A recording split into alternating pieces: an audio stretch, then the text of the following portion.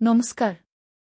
মুখ্যমন্ত্রী মমতা বন্দ্যোপাধ্যায় ভারতের নির্বাচন কমিশন ইসআই এর প্রধান জ্ঞানেশ কুমারকে একটি কড়া চিঠি লিখেছেন, যেখানে তিনি রাজ্যে চলা সের প্রক্রিয়াকে খুব অপরিকল্পিত, বিশৃঙ্খল এবং বিপজ্জনক বলে উল্লেখ করেছেন।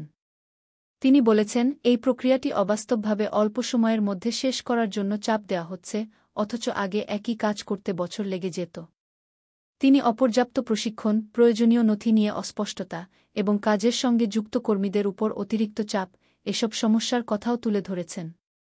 মুখ্যমন্ত্রী সের প্রক্রিয়া তৎক্ষণাৎ বন্ধ করে পদ্ধতি ও সময়সীমার পুনর্বিবেচনা করার দাবি জানিয়েছেন। রাজ্যে সের এর অতিরিক্ত কাজের চাপে বুথ লেভেল অফিসারদের মৃত্যুর খবরও পাওয়া গেছে। সীমান্ত এলাকাতেও এর প্রভাব পড়েছে। উত্তর ২-৪ পরগনার একটি সীমান্ত চৌকিতে গত ১-৫ দিনে প্রায় ১,৫০০ বাংলাদেশি ফিরে গেছেন, যারা সের রোল রিভিশন সংক্রান্ত আশঙ্কার কথা জানিয়েছেন। এদিকে নির্বাচন কমিশন এগিয়ে যাচ্ছে। ইসআই ভিত্তিক ভেরিফিকেশন সিস্টেম চালুর কথা ভাবছে, যাতে ভুয়ো নাম, একই ছবি ব্যবহার, ডুপ্লিকেট এন্ট্রি ইত্যাদি শনাক্ত করা যায়। কেন এটা গুরুত্বপূর্ণ? সেও আসন্ন বিধানসভা নির্বাচনের আগে ভোটার তালিকা সংশোধনের একটি বড় উদ্যোগ। এটি সঠিকভাবে না হলে আসল ভোটার বাদ পড়তে পারেন, আবার অযোগ্য ব্যক্তির নামও তালিকায় ঢুকে যেতে পারে।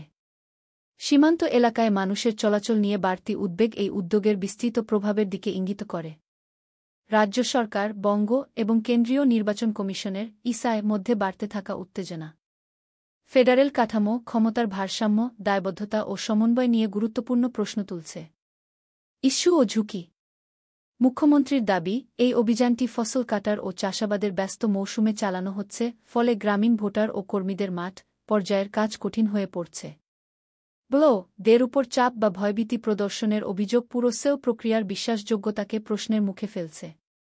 ইসআই বলছে, বাংলায় সেও কোনো বাধা নেই, কিন্তু রাজ্য সরকার এটিকে অত্যন্ত অস্থির ও উদ্বেগজনক পরিস্থিতি বলে জানাচ্ছে। ধন্যবাদ।